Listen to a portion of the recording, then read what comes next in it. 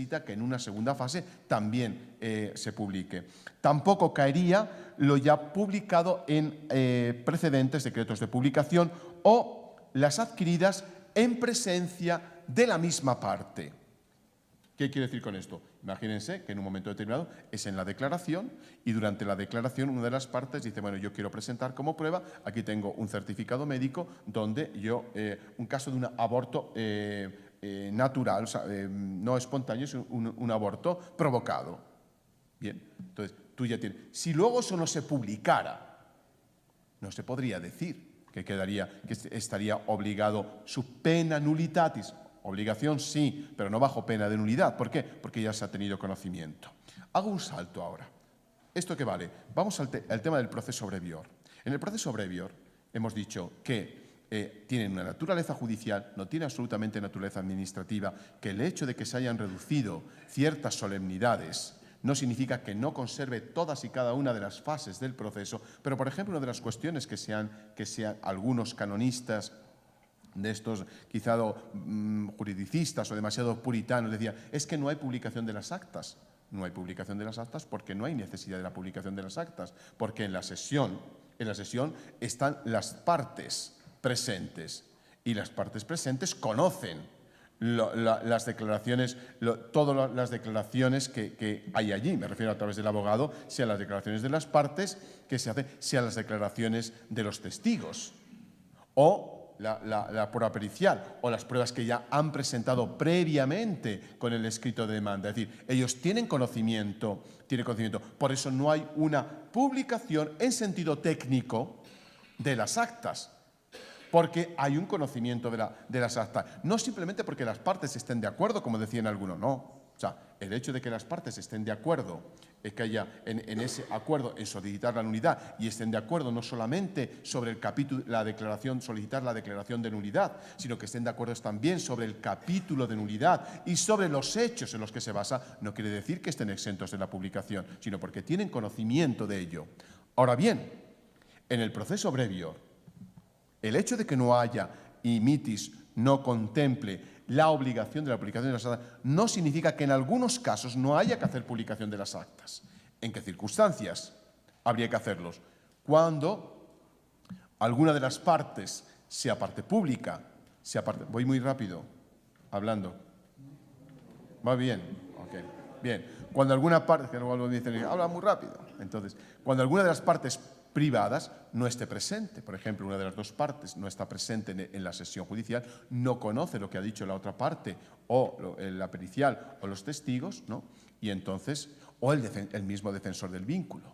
En este caso, sí se está obligado, ¿no? Hay algunos canonistas que dicen que no, yo lo mantengo y lo digo, sí está obligado a hacer, aunque sea proceso breviore, y aunque el mitis no contemple la publicación, está obligado a publicar esa parte de las actas. ¿Por qué? Porque la otra parte no tiene conocimiento de ellas, sea el defensor del vínculo o sea la parte.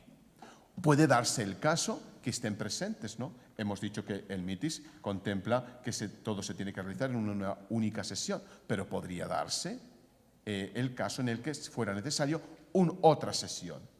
O que se haga una rogatoria. Es una de las cuestiones que no he querido entrar porque no es temática aquí. Se contempla la posibilidad de que en un proceso breviore se hagan rogatorias.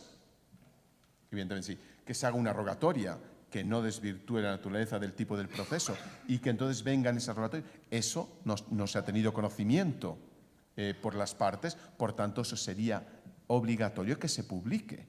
En el caso de que sean unas rogatorias y lleguen las rogatorias sea a través de documentación clínica o a través de declaración de testigos. Eso quede claro en el proceso breviario. No la hay en sentido técnico, en algunos casos es necesario. ¿Por qué? Porque si no, evidentemente se produciría la nulidad de una sentencia. Bien, una indicación acerca de las modalidades de la publicación de las actas. Lo que se pretende con la publicación de las actas es tutelar el derecho de acceso a las actas. Las partes tienen derecho a, si no han sido declaradas ausentes, hago este inciso, porque si han sido declaradas ausentes, no tienen derecho, o sea, La ausencia, no me entretengo más porque si hago tantas disquisiciones al final no vamos a progresar, ¿no? Entonces, pero hay una serie de actos que aunque la parte esté declarada ausente, sí que se le tienen que comunicar, entre otros la sentencia, ¿no?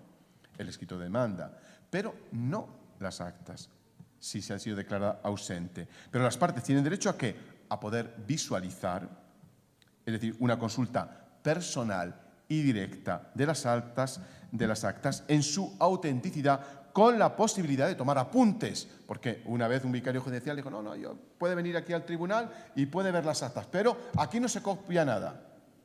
No, tú no le puedes negar eso, porque si no, ¿cómo va a hacer esa parte? Después va a poder hacer sus defensas.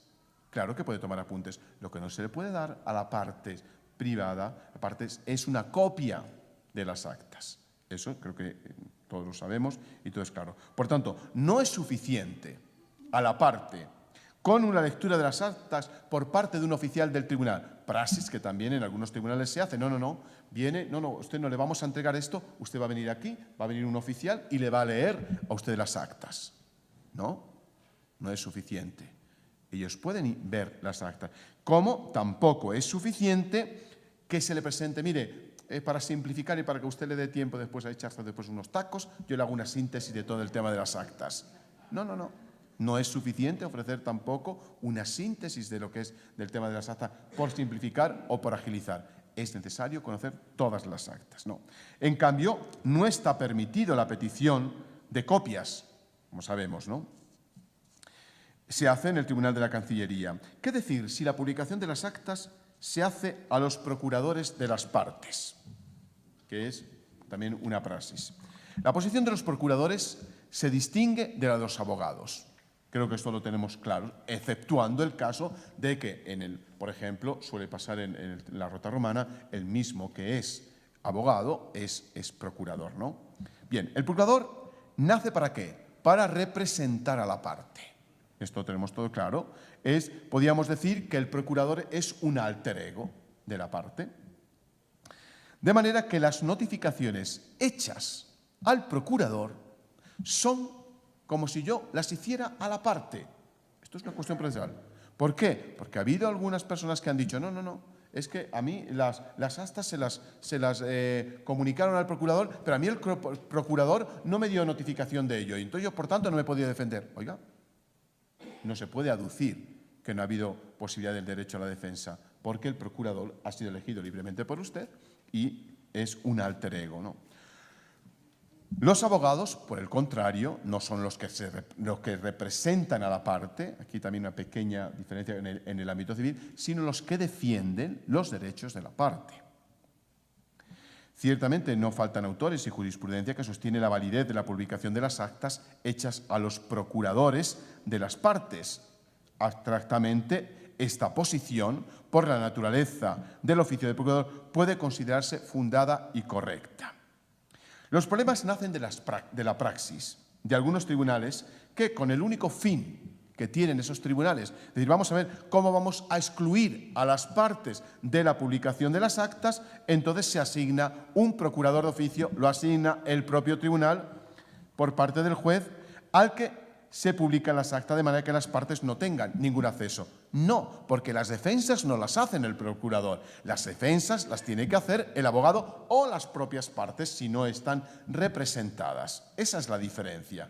Una cosa, tú puedes notificar al procurador, pero las defensas no basta para decir no, es que el procurador ya ha tenido conocimiento. No, el procurador simplemente transmite las actas. Pero en algunos tribunales han dicho usted no tiene derecho porque ya se lo hemos dado al procurador. No, el procurador no puede hacer las defensas. Sobre el abogado, bien, yo creo que también queda claro que ellos pueden pedir copia de las actas. Queda claro que evidentemente no se pueden utilizar absolutamente nada de los contenidos de las actas, ni total ni parcialmente, para utilizarlos en el ámbito civil. Esto constituye un delito y en más de uno de los casos nosotros hemos tenido algunos abogados que, sobre todo cuando hay mucha litigiosidad, no solamente en el ámbito canónico y en el ámbito civil, han utilizado en el ámbito civil porque les venía muy bien ciertas actas y bien, pues se les ha tenido que imponer una pena disciplinar a los abogados que no han cumplido con ello. Bien, Actas a publicar, queda claro que todas las actas, sin distinción alguna, deben ser publicadas. Y cuando digo sin distinción alguna, es decir, una vez que se han admitido las pruebas, no es cuestión de que el instructor diga, bueno, pero mira, sí, pero de esto que ha dicho, bueno, han presentado estas cartas, por ejemplo, estas cartas a veces que, esa prueba documental de amor, donde se veía que estaban enamorados, pero bueno, yo, ahora que las he visto, no dicen absolutamente nada, no implican nada, no las publico. No, si tú has admitido todas las pruebas que han sido admitidas cuando han sido presentadas, pruebas, hemos dicho, lícitas, útiles, siguiendo esos criterios, y que han sido admitidas, tienen que ser publicadas. No puede el instructor, no puede hacer, digamos, una selección y decir, para que el volumen del sumario, esto lo publico y esto no lo publico. Evidentemente, no se puede hacer así. Finalidad de la publicación. La publicación de las actas corresponde a una multiplicidad de finalidades. La valoración para ver, primero, ¿por qué se publican? Primero, para ver si es necesario. Creo que mañana también estaría la cuestión del suplemento de instrucción. Yo le decía a don Andrés si había la posibilidad de retomar, porque no es mucho, es decir, la materia que habría que abordar, pero entre otras cosas, la publicación de las actas tiene la finalidad, es ver si es necesario integrar o completar las pruebas de la fase probatoria. No solamente la defensa, como veremos hoy. La primera finalidad es decir, se publican, tienen acceso a las partes y se ve si es necesario integrar o no integrar las actas instructorias. Después, otra de las finalidades que tiene es la contestación de los actos instructorios por la parte adversa, cuya premisa es el conocimiento, o sea, de tener conocimiento de la parte adversa también de estos. Sobre todo, el derecho de defensa exige la posibilidad concreta de conocer las pruebas adoptadas por la parte adversa, así como pruebas ex oficio, en el caso de que se hayan solicitado. Y esta principalmente corresponde ¿a qué? Al derecho a la defensa, que compete a la parte sea, porque el derecho a la defensa, en cuanto es un derecho natural. Por eso digo, no se puede, el juez no tiene aquí un margen de decir esto sí, esto no, tú sí, tú no, porque es un derecho. El derecho a la defensa es un derecho natural, que compete, por tanto, a la parte, sea en cuanto derecho también que ha sido, ese mismo derecho natural, ha sido confirmado por la Iglesia. Y lo que hace la Iglesia es, de alguna manera, también el derecho natural, el derecho a la defensa, positivizarlo a través de esta publicación. Sea también en cuanto derecho que compete a toda persona, en cuanto derecho que tiene un valor público.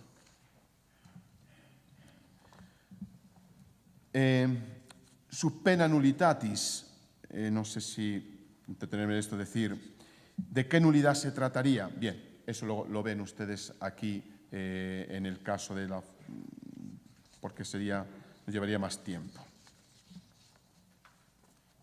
Voy a la conclusión en cuanto a la publicación de las actas.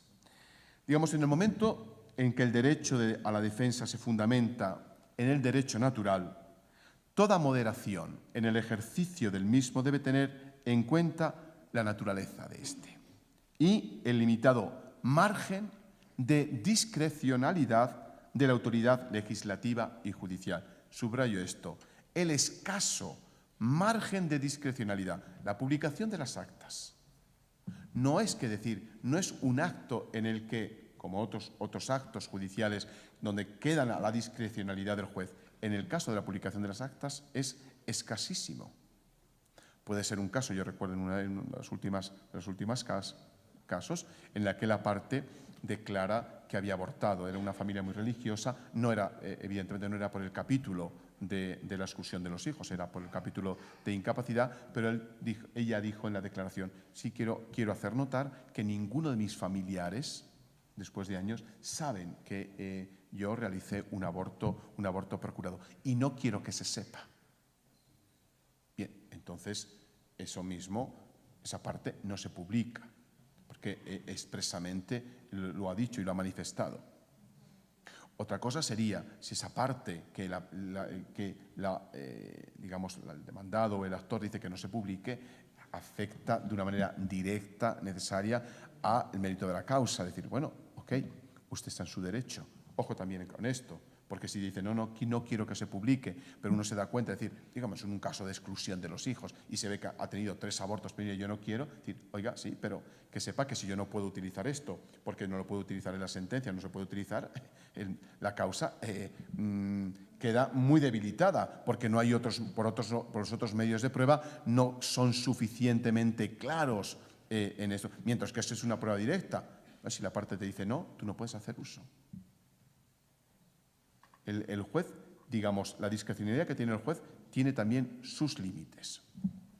Bien, en segundo lugar, también la apertura del derecho procesal a la verdad sustancial encuentra también límites objetivos a tener en cuenta.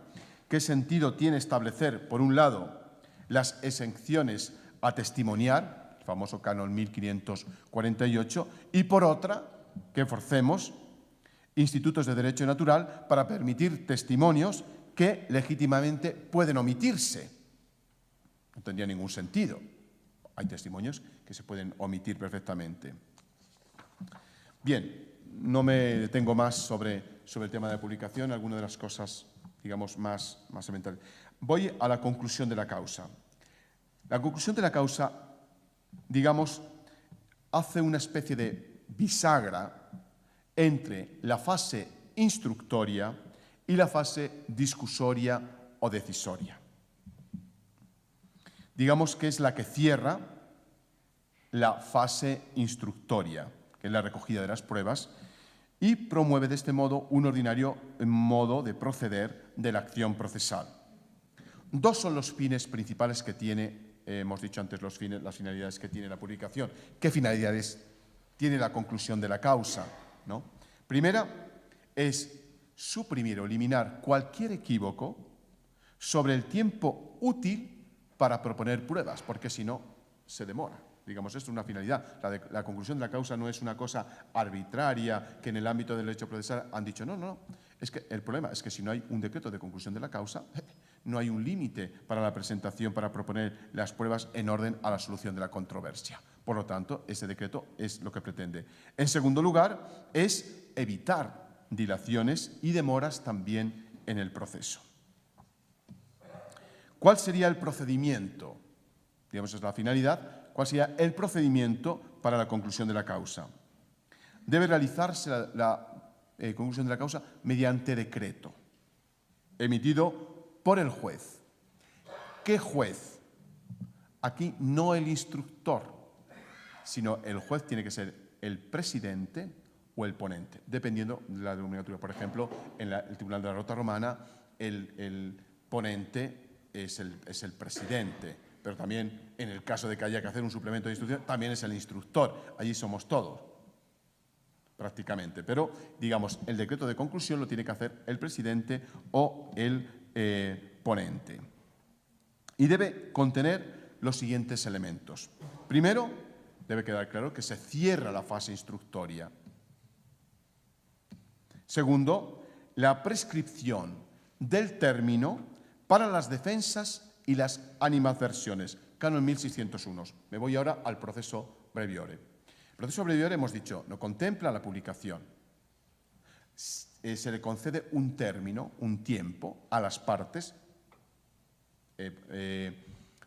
para que presenten sus defensiones y sus observaciones. Mitis Iudex concede 15 días.